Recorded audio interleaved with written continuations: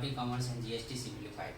आज के इस वीडियो में जो हमें बहुत ही इंपॉर्टेंट चैप्टर की बात करने वाले हैं जिसका नाम है जीएसटी अकाउंटिंग। ये आपके 11 सेवन में के लिए एप्लीकेबल है, ठीक है।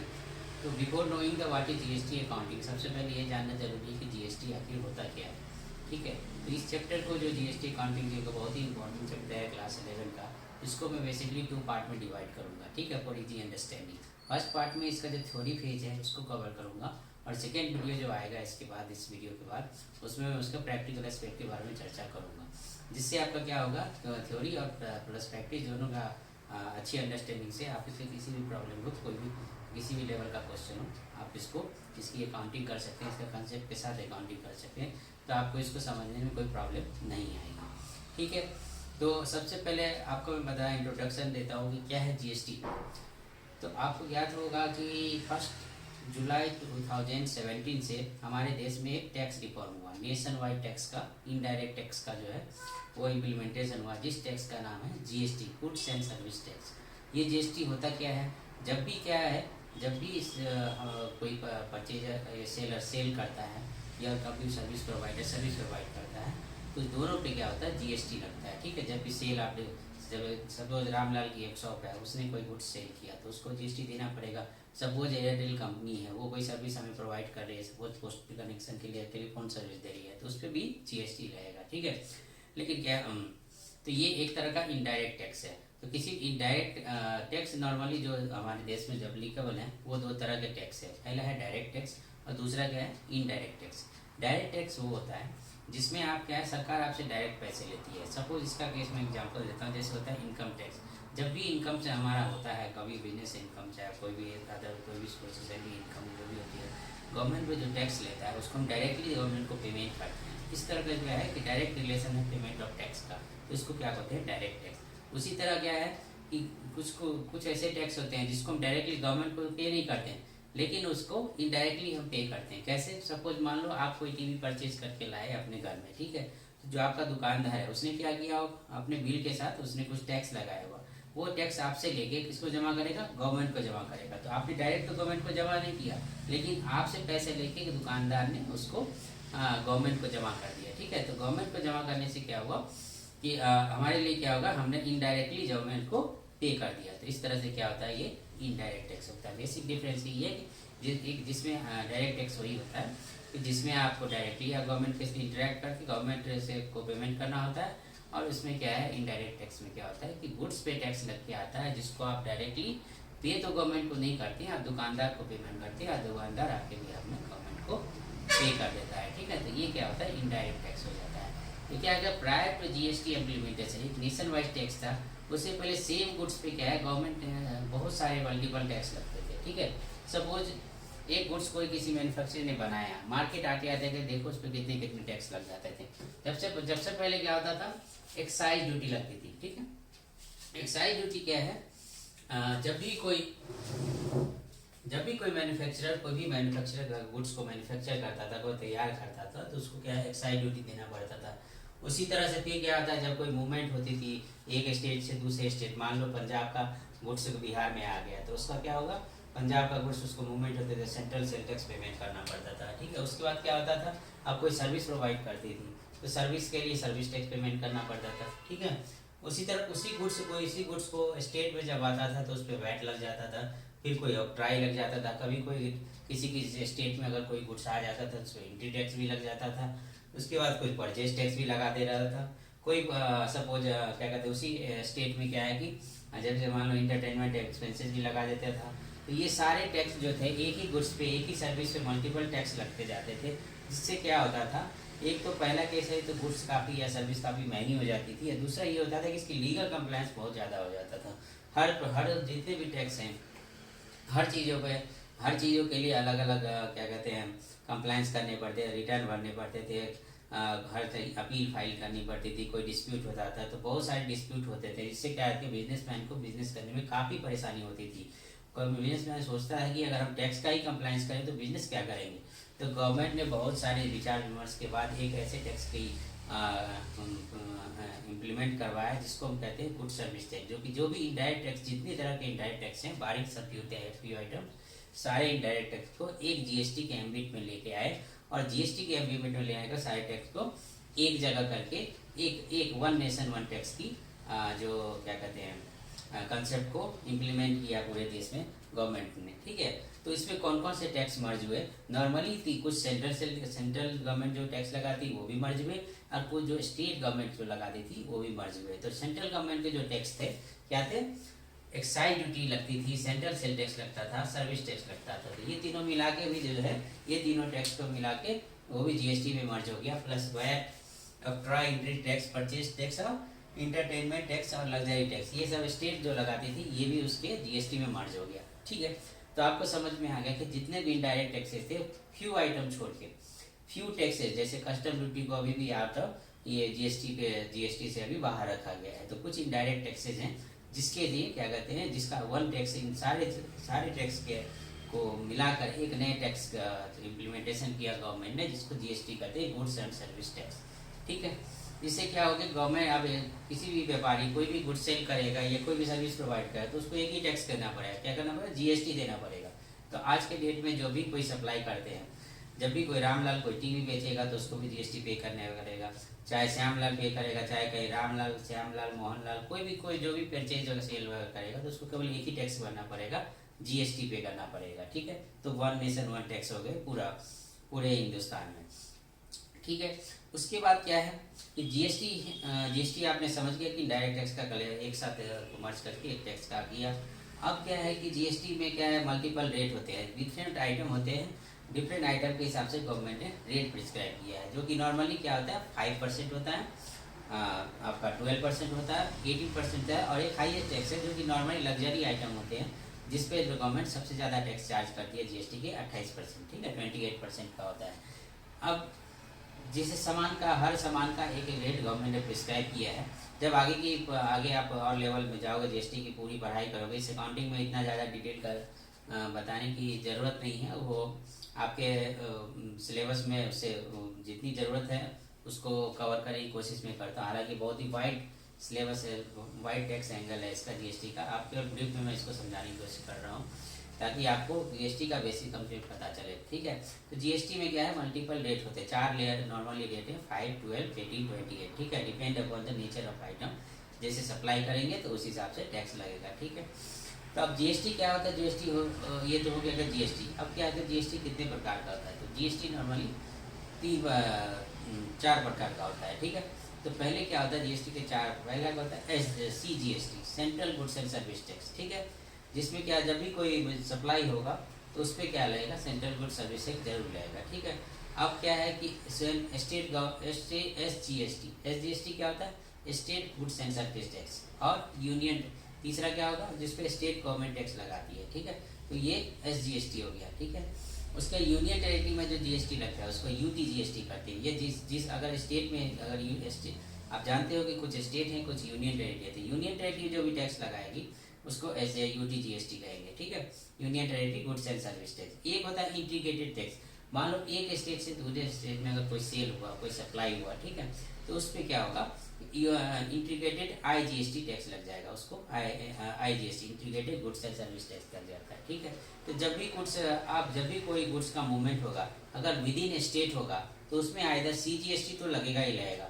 अब डिपेंड करता है, अगर वो यूनियन टेरिटरी है तो यूटी जीएसटी लगाएगा, और अगर स्टेट गवर्नमेंट है तो एसजीएसटी लगेगा। ये टैक्स अगर विद इन इंट्रा स्टेट मतलब विद इन स्टेट में अगर और विद इन यूनियन टेरिटरी में लगेगा तो ये 2 टैक्स लगेंगे। लेकिन जब भी ये क्या कहते हैं उसका रेट क्या होगा, अगर 18% है तो 9% हो जाएगा, अगर 12% किसी कुछ करेगा तो 6% हो जाएगा, अगर 5% है तो 2.5% हो जाएगा, और जब 28% का होगा तो 40% लग जाएगा इंट्रा स्टेट मूवमेंट के लिए, ठीक है।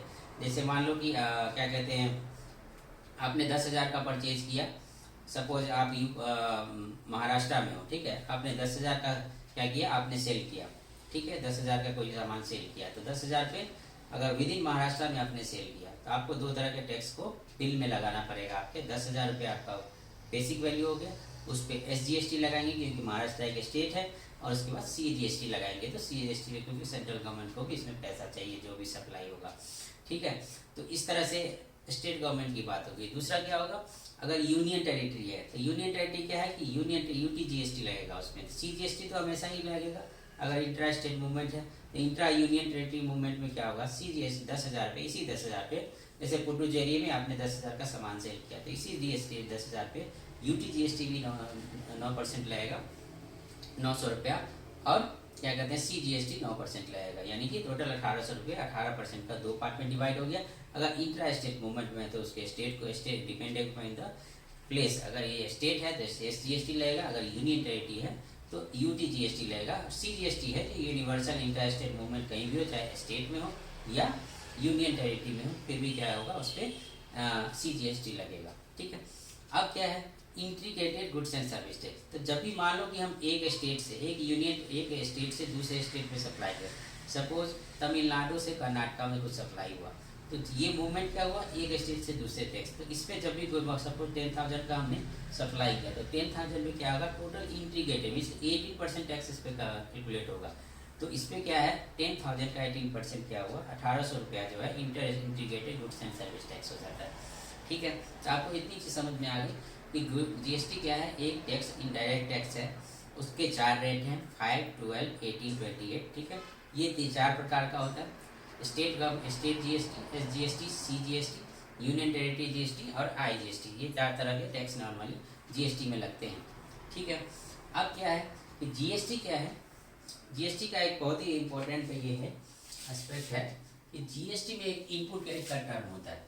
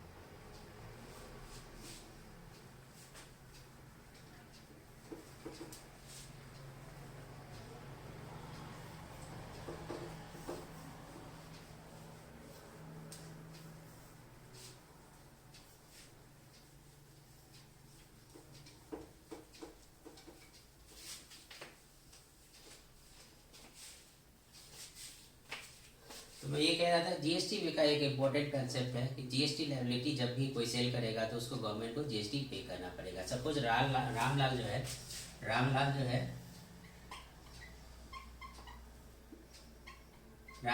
10,000 का सेल कर रहा है। ठीक है, सेल कर रहा है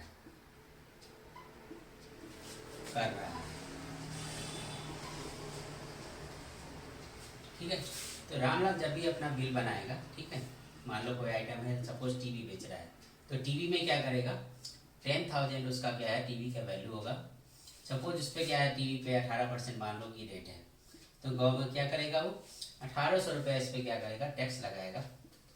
ठीक है, तो कितने में सेल कर देगा 10,000 प्लस 1,800 क्या होगा 11,800 में सेल कर देगा।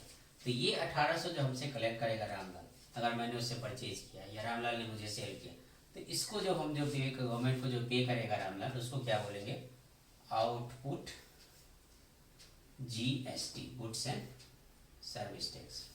ठीक है, अब सपोज ये 10,000 का जो है 1800 उसको आउटपुट GST उसने पे किया। ठीक है, अब क्या क्या ये 10,000 का माल उसने तो सेल किया, लेकिन इस माल को कहीं से परचेज किया होगा, सपोज वो टेलर है कहीं से उसने परचेज किया होगा। ठीक है, तो क्या कहती है मान लो इस गुड्स को उसने क्या किया होगा 9,000 में परचेज किया होगा, मान लो किसी इसने 9,000 परचेज किया, तो इसने भी जब रामलाल ने परचेज किया होगा 9,000 तो उसने भी कुछ टैक्स भरा होगा। ठीक है, तो उसने कितना टैक्स भरा होगा वो भी एट द रेट ऑफ 18%। ठीक है, तो इसमें कितना टैक्स भरा होगा 9,000 का 18%, कितना हो जाएगा 9,000 का 1,600 रुपये 1,620 रुपये हो जाएगा। तो इसने कितने में टोटल खरीदा होगा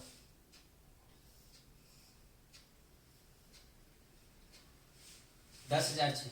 हाँ, इसने कितने इसको क्या होगा 10,620 इसको टोटल कॉस्ट पड़ा होगा। ठीक है, अब इस सामान को उसने 10,000 में बेच दिया। ठीक है,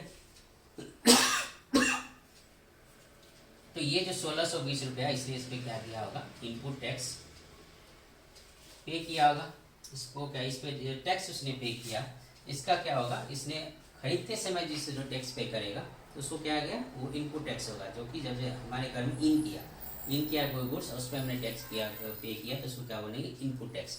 ठीक है, तो 1620 रुपया उसने पे किया होगा। अब उसकी लायबिलिटी क्या होती है, 1800 रुपये को उसको गवर्नमेंट में जमा कराना है। गवर्नमेंट कहती है कि ऐसा नहीं है कि आपको 18 आपने इस गुड्स पे ऑलरेडी 1620 रुपया आपने पे कर दिया है, तो आपको इस हमको जीएसटी का आपको कहेंगे इनपुट टैक्स क्रेडिट देंगे, आपको पूरा 1800 रुपया जमा नहीं करना पड़ेगा, आपको क्या है डिफरेंस जमा करना है, जितना ऑलरेडी आपने पे कर लिया है। सपोज 1620 रुपया रामलाल ने अपने परचेजर को पे किया होगा, तो परचेजर ने क्या किया होगा, 1620 रुपया ऑलरेडी गवर्नमेंट को जमा करा दिया होगा। 1620 रुपया क्या है, गवर्नमेंट के पास ऑलरेडी चला गया, गवर्नमेंट के पास ऑलरेडी चला गया, तो गवर्नमेंट क्या फिर से 1800 रुपया फिर से चार्ज करेगी, फिर से 1800 रुपया रामलाल से भी लेगी, तो इससे क्या होगा, गुड्स का डबल टैक्सेशन हो जाएगा, एक ही गुड्स पे 4 बार टैक्स लग रहा है। इसी तरह रामलाल श्यामलाल, फिर श्यामलाल तो रामलाल, बहुत सारे लोगों को सेल करेगा तो उस पर टैक्स लगता ही चला जाएगा। तो गवर्नमेंट बोलती है ऐसा नहीं है, आपको जो आपने टैक्स अपने गुड्स पे ऑलरेडी पे कर चुके हैं उसका हम क्या कहते हैं, आपको क्रेडिट दे देंगे, आपको उतना पेमेंट जो ऑलरेडी आपने कर चुके हैं उतना आपको पेमेंट नहीं करना पड़ेगा। इस केस में क्या है, 1620 टोटल उसको रामलाल को 1800 रुपये की लायबिलिटी थी, ठीक है, और 1620 रुपये उसने ऑलरेडी पे कर दिया था, ठीक है, तो उसको कितना नॉर्मली कितना पे करना पड़ेगा, 180 रुपया ही गवर्नमेंट को पे करना पड़ेगा, जिससे क्या होगा 1620 और 180 मिलके क्या हो जाएगा 1800 रुपये हो जाएंगे। तो इसी को कहते हैं इनपुट टैक्स क्रेडिट मिलना। ठीक है, कि आपने जो ऑलरेडी जो गुड्स परचेज किया है और उसको आप सेल कर रहे हो, तो जो आपने गुड्स परचेज करते समय जो टैक्स आपने ऑलरेडी पे किया उसका क्रेडिट गवर्नमेंट आपको दे देती है। ठीक है, इस तरह से क्या होगा, तो उसका जो टोटल कॉस्ट होगा वो 9000 ही होगा, क्योंकि 1620 उसको ऑलरेडी पेमेंट नहीं करना होगा। ठीक है, तो 9000 के सामान को 10,000 में बेच दिया। ठीक है, तो क्या हुआ, उसका कॉस्ट 10,620 हो गया ना, तो हो गया 9000 हो गया, मतलब क्या है कि कॉस्ट में जुड़ता नहीं। ठीक है, तो लेकिन क्या है कि सारे गुड्स पे क्या इनपुट टैक्स क्रेडिट मिलेगा, नहीं, कुछ गुड्स ऐसे भी हैं जिस पे इनकम टैक्स का क्रेडिट नहीं मिलेगा। सपोज वो टैक्स कौन से हैं, जैसे आप फूड रेस्टोरेंट में कुछ बिल खाते हो, बिल वगैरह प्रोवाइड करते हो तो उसका क्रेडिट नहीं मिलेगा। गिफ्ट किसी गिफ्ट अपने एम्प्लॉय को गिफ्ट दे दिया तो उसका भी कुछ मिलेगा नहीं। कुछ फ्री सैंपल आपने दे दिए तो उस पर भी आपको क्या कहते हैं, उस सबका टैक्स आपको क्या इनपुट टैक्स क्रेडिट नहीं मिलेगा। मान लो आपने बिल्डिंग का कोई मेंटेनेंस कराया तो उस पर भी आपको क्या होगा, इनपुट टैक्स क्रेडिट नहीं मिलेगा। मतलब आपने जो परचेज किया और सप्लाई किया, जिस बिजनेस में आप डील करते हो उसके लिए कुछ आपने परचेज किया और उसको उसने बाकायदा सेल किया, तो इस केस में क्या है कि आपको इनपुट टैक्स क्रेडिट मिल जाएगा। आपको केवल नेट टैक्स पे करना पड़ेगा, इस केस में 180 रुपये आपको पेमेंट करना पड़ेगा। ठीक है, अब क्या है, कुछ ऐसे केस हैं जिसमें मान लिया आपने गेट तो ले लिया, आपने परचेज करते समय ले लिया, सपोज इस गुड्स 9000 का हमने परचेज किया और इसमें से 1000 का गुड्स अगर हमने क्या कहते हैं आपने पर्सनल यूज़ के लिए ले लिया, या कोई फ्री सैंपल हो गया या कोई डिस्ट्रॉय हो गया, तो ये सारे जो केसेज है इस पर जो जीएसटी होगा, सपोज 1000 अगर है और 1000 का अगर हमने किया है 1000, ठीक है, 1000 का हमने क्या किया, विड्रॉ कर लिया,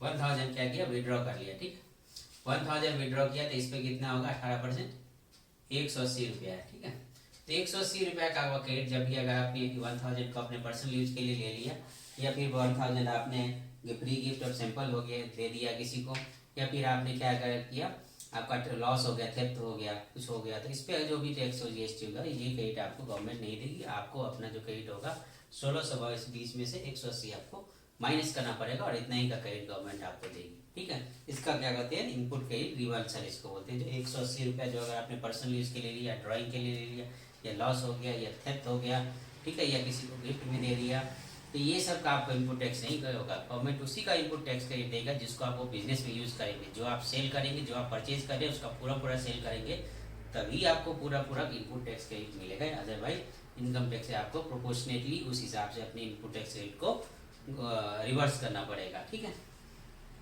तो ये आपका ये है, ये इनपुट टैक्स क्रेडिट रिवर्सल होता है। ठीक है, अब मैं आपको बताता हूँ कि जीएसटी के फ़ायदे क्या क्या हुए।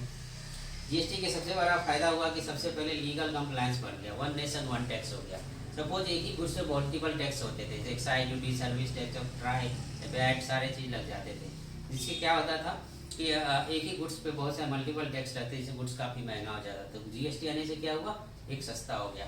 उसके बाद वन नेशन वन टैक्स हो गया, लीगल कंप्लायंस हो गया, तो ये भी एक बेनिफिट हो गया।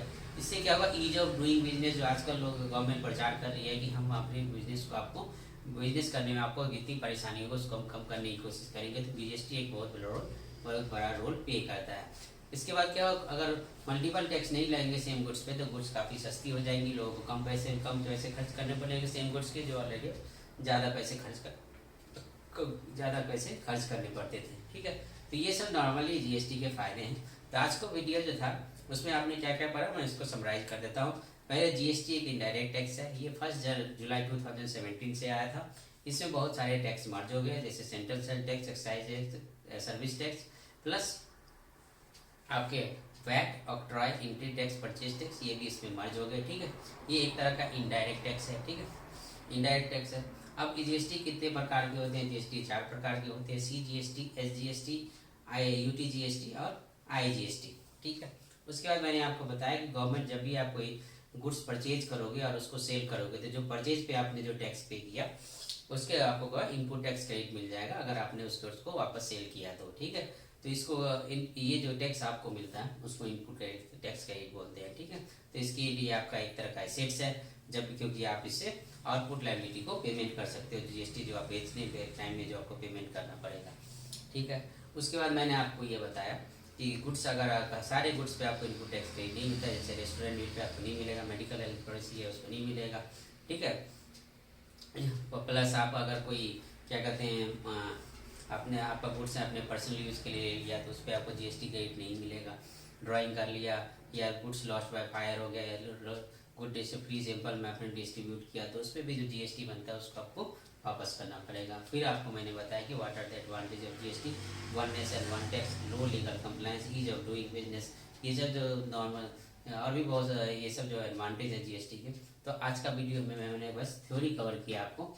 ठीक है, नेक्स्ट वीडियो में क्या होगा, मैं इसके बारे में कुछ प्रैक्टिकल अकाउंटिंग ट्रीटमेंट पहले बताऊंगा कि जीएसटी जो होगा इसकी अकाउंटिंग ट्रीटमेंट क्या होगी, कब एसेट्स की तरह ये ट्रीट होगा, कब लायबिलिटी की तरह ट्रीट होगा, कब सेटअप कैसे होगा, आउटपुट लायबिलिटी इनपुट लायबिलिटी से कैसे सेटअप होता है। एक एग्जांपल में तो मैंने बता दिया है, लेकिन उसकी अकाउंटिंग एंट्री हम कैसे करेंगे, तो नेक्स्ट वीडियो में भी इन सबों की चर्चा करेंगे। ठीक है, आज इस वीडियो में हम आज की वीडियो को हम यहीं कंक्लूड करते हैं। आप इसको अगर आपका मेरा वीडियो अच्छा लगा तो काइंडली लाइक कीजिए, लाइक कीजिए और शेयर कीजिए इतने लोगों के पास पहुंच सके, ताकि उनको भी इस वीडियो का बेनिफिट मिल सके। आगे मैं नए नए वीडियो लाता ही रहूँगा, और अगर आपको पसंद है प्लीज़ लाइक शेयर।